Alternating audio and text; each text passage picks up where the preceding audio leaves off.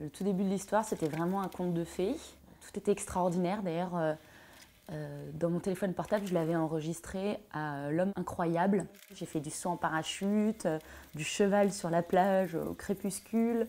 Il y a un orchestre qui est venu nous faire la surprise, enfin me faire la surprise de jouer dans son salon pendant 1 heure un concert privé. J'avais des fleurs presque toutes les semaines.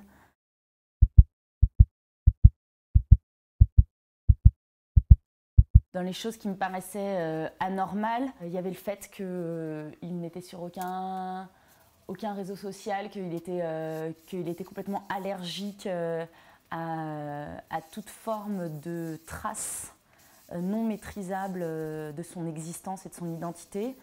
Ses ex n'avaient pas de nom. Surtout celle qui était juste avant moi, il l'appelait la personne, que du jour au lendemain il avait découvert qu'elle était folle et qu'il avait dû la faire interner. Et comme très rapidement il m'a dit que j'étais folle dès qu'il y avait un problème entre nous, je me suis dit si ça se trouve, cette fille n'est pas folle, et si ça se trouve elle est devenue folle à force de se faire traiter de folle, et je deviendrai folle comme elle l'est peut-être devenue.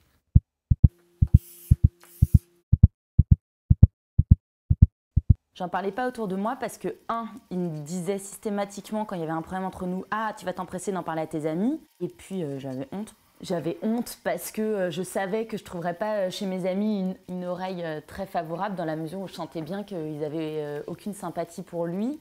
Et puis enfin, j'y croyais pas. Je me suis raccrochée à 1001 détails pour me convaincre que c'était pas ce que je voyais.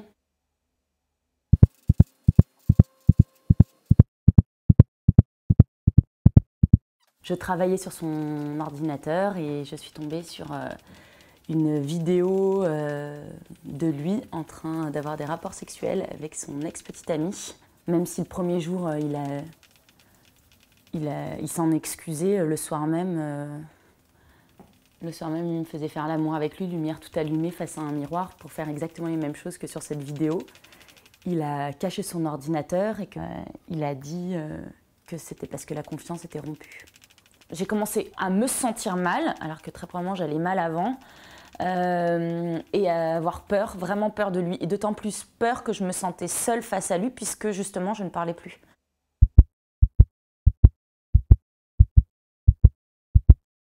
À partir du moment où j'ai commencé à verbaliser ce qui m'arrivait, et à partir du moment où j'ai vraiment reconstitué l'histoire en intégralité et que j'ai verbalisé le fait que j'avais peur, ça devenait insupportable